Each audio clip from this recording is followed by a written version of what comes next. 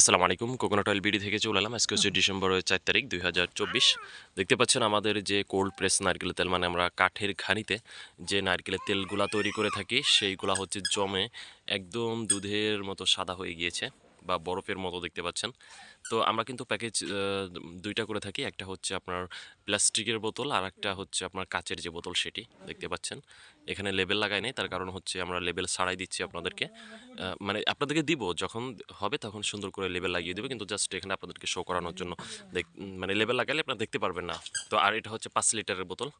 তো আলহামদুলিল্লাহ আমাদের নারকেলের তেলের রিভিউ কিন্তু খুবই ভালো। আপনারা যদি রিভিউ দেখতে চান তাহলে কোকোনাট অয়েল বিডি ক্লাব এটা যদি লিখে সার্চ করেন ফেসবুকে, তাহলে কিন্তু ওখানে আমাদের যে কাস্টমাররা নিয়েছেন ওনারা কিন্তু খুবই চমৎকার রিভিউ দিয়েছে।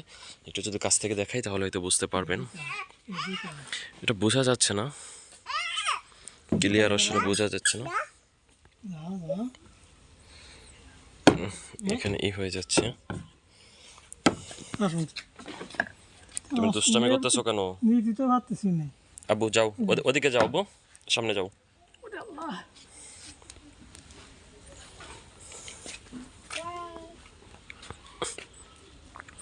দেখতে পাচ্ছেন কতটা চমৎকার। আমাদের তেল কিন্তু আমরা গ্যারান্টি দিয়ে বিক্রি করি।